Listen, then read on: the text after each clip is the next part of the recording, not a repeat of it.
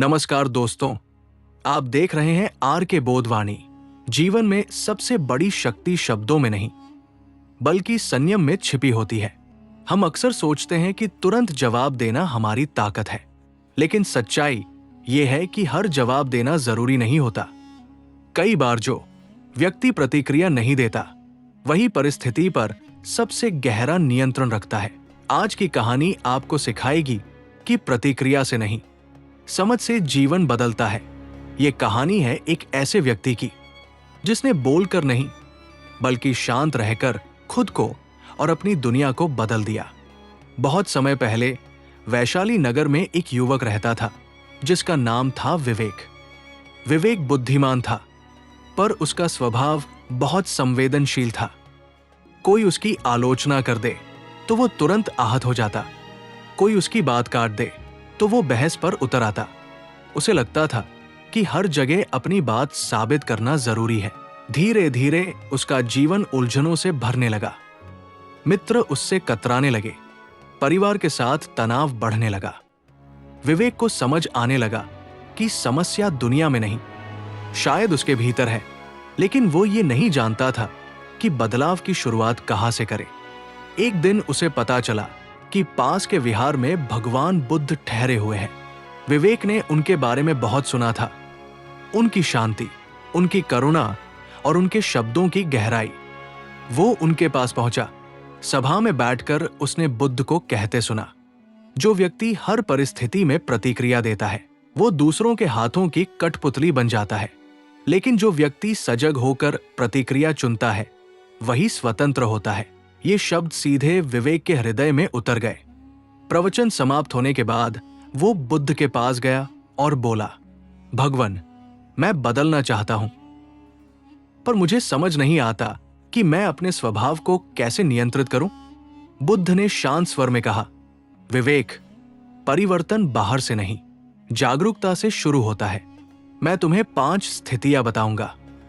यदि तुम इन क्षणों में सजग रहना सीख जाओ तो तुम्हारा जीवन स्वयं बदल जाएगा। पहली स्थिति, जब कोई तुम्हें अपमानित करे। बुद्ध बोले, अपमान तुम्हें तभी चोट पहुंचाता है जब तुम उसे स्वीकार करते हो। यदि तुम शांत रहो तो अपमान करने वाला स्वयं थक जाएगा। विवेक ने सोचा, क्या सच में चुप रहना संभव है? दूसरी स्थिति, जब कोई तुम्हारी सफलता से जलता हो। ईर्ष्या दूसरे की कमजोरी है। बुद्ध ने कहा, यदि तुम प्रतिक्रिया दोगे तो तुम भी उसी स्तर पर उतर जाओगे। तीसरी स्थिति, जब तुम्हारा मन क्रोध से भर जाए। बुद्ध बोले, क्रोध में लिया गया निर्णय प्राय पश्चाताप लाता है। जब मन उथल पुथल में हो तब मौन तुम्हारा रक्षक है। चौथी स्थिति, जब तुम्हें लगे कि सामने वाला गलत है। हर व्यक्ति अपनी समझ के स्तर से देखता है। बुद्ध ने कहा, कभी कभी समझाने से पहले समझना जरूरी होता है। पांचवी स्थिति, जब तुम्हें लगे कि तुम्हारे साथ अन्याय हुआ है। बुद्ध मुस्कुराए और बोले, समय सबसे बड़ा न्यायाधीश है।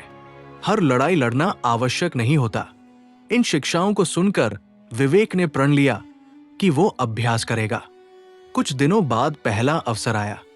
बाजार में एक व्यक्ति ने उसके काम की आलोचना की। पहले जैसा विवेक तुरंत भड़क सकता था, लेकिन इस बार उसने गहरी सांस ली और चुप रहा। आश्चर्य की बात यह थी कि सामने वाला व्यक्ति स्वयं असहज हो गया। दूसरा अवसर तब आया जब उसके मित्र ने उसके निर्णय का मजाक उड़ाया। विवेक ने उत्तर देने की बजाय मुस्कुरा दिया। उस दिन उसने महसूस किया कि उसकी शांति ने स्थिति को बिगड़ने से बचा लिया। तीसरा अवसर तब आया जब उसके परिवार में विवाद हुआ। वातावरण गर्म था, विवेक के भीतर भी क्रोध उठ रहा था, लेकिन उसे बुद्ध की शिक्षा याद आई। वो कुछ देर मौन रहा। धीरे धीरे बाकी लोग भी शांत हो गए। विवेक ने अनुभव किया कि प्रतिक्रिया न देना कमजोरी नहीं है, ये आत्मनियंत्रण की निशानी है।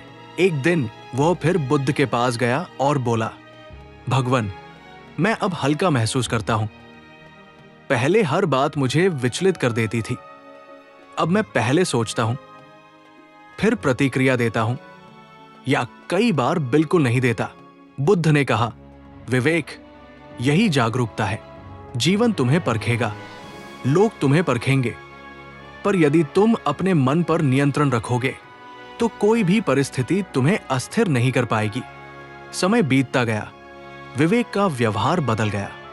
लोग उसकी शांति की प्रशंसा करने लगे।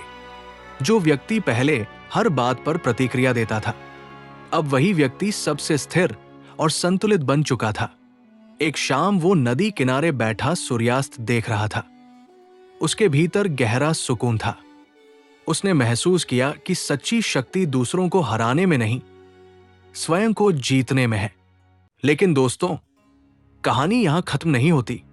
असल बदलाव तब शुरू होता है जब जीवन हमें बार बार परखता है। विवेक को लगा था कि अब वो पूरी तरह बदल चुका है, लेकिन जीवन हमेशा अगली परीक्षा तैयार रखता है। कुछ समय बाद उसके कार्यस्थल पर एक बड़ा विवाद हुआ।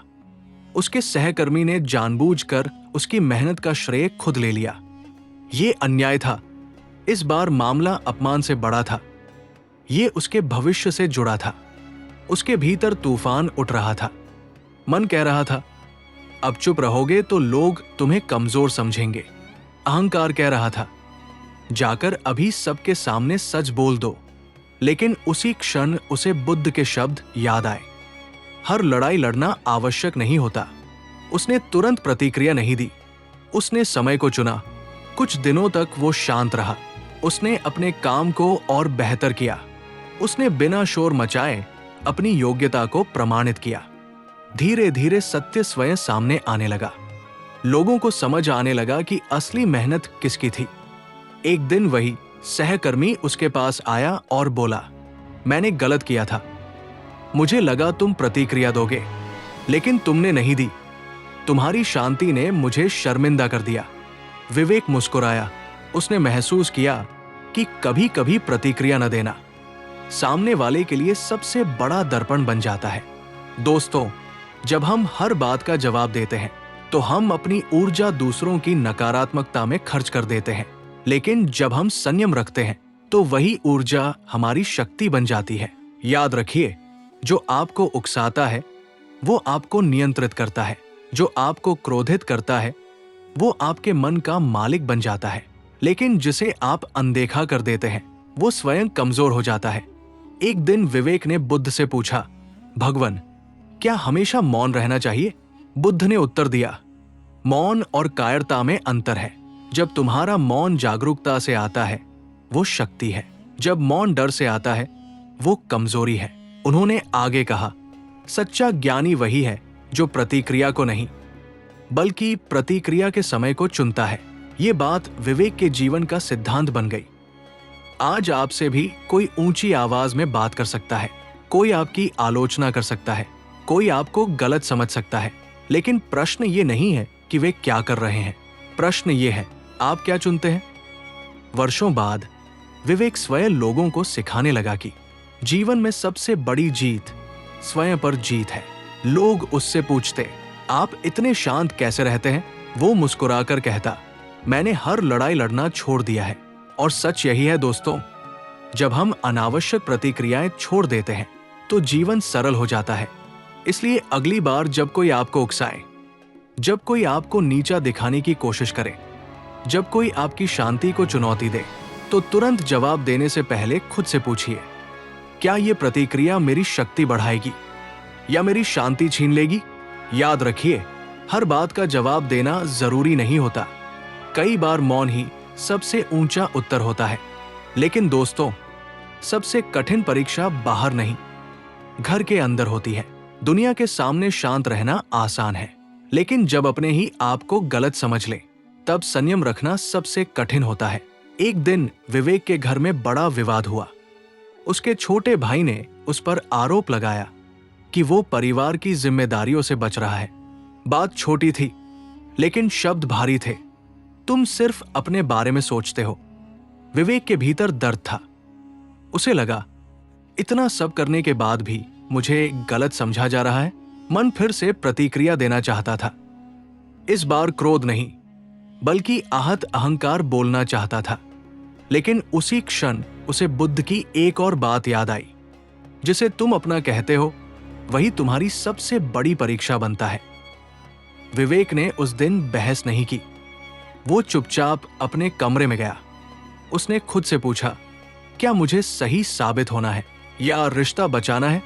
अगले दिन उसने अपने भाई से शांत स्वर में बात की। कोई आरोप नहीं, कोई ताना नहीं, सिर्फ समझ। उसने कहा, अगर तुम्हें ऐसा लगा तो कहीं ना कहीं मुझसे भी कमी रही होगी। चलो बैठकर बात करते हैं। उसकी ये प्रतिक्रिया अप्रत्याशित थी। भाई का गुस्सा धीरे धीरे पिघल गया। उसे एहसास हुआ कि वो स्वयं तनाव में था और उसी तनाव में उसने गलत शब्द कह दिए थे। उस दिन विवेक ने समझा, कभी कभी सामने वाला गलत नहीं होता, वो सिर्फ परेशान होता है। कुछ दिनों बाद विवेक फिर बुद्ध के पास गया। उसने पूछा, भगवान, अपने लोगों के साथ संयम रखना इतना कठिन क्यों होता है? बुद्ध मुस्कुराए और बोले, क्योंकि वहां तुम्हारा अहंकार सबसे अधिक जुड़ा होता है।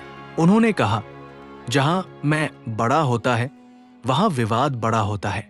ये शब्द विवेक के जीवन का आधार बन गए।